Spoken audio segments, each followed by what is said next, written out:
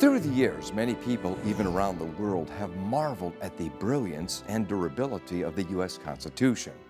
But when did the process of making this remarkable document actually begin? In the hot summer of 1787, when the Founding Fathers met in Philadelphia and produced it over the next 5 months? Many historians tell us that the process of making the Constitution actually began in the cabin of the Mayflower, off the shores of Cape Cod 150 years earlier. Leo Martin, the founder of the Jenney Center, which includes a museum, is from Plymouth, Massachusetts. He has carefully researched the Pilgrims who founded Plymouth, and he comments here on their contributions to our nation's governing documents.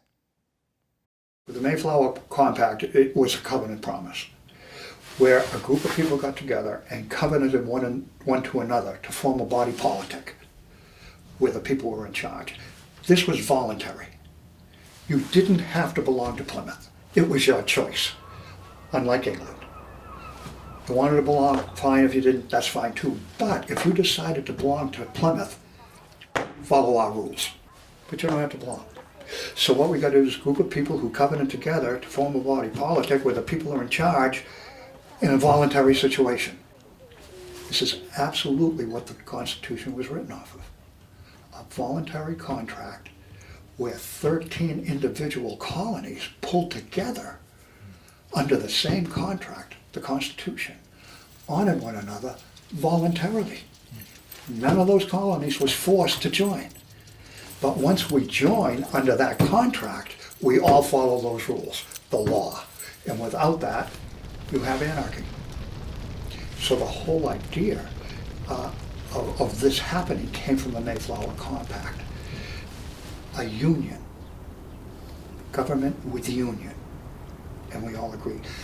And it's amazing, because look what happened from it. We have two forms of government. We have a federal government and a state government that actually should work together and honor one another. But the federal government has what they need to do, and the state governments have what they need to do. And if you work in union together, you have a great country. But if you work in disunion and you do not follow the same laws, if people think they can pick and choose the laws they like and the laws they don't like, then you have anarchy. And if you look today, you might notice that that's happening a little bit. And you lose the union. You lose the contact, the being together. So the whole constitutional concept was the Mayflower Compact. The Mayflower Compact was the first step toward the creation of the United States. This remarkable covenant began the process that culminated with the Declaration of Independence, which says that our rights come from God, and the U.S. Constitution, which is predicated on the Declaration. The Mayflower Compact says that they came, quote, for the glory of God and the advancement of the Christian faith, end quote. How does the Mayflower Compact begin?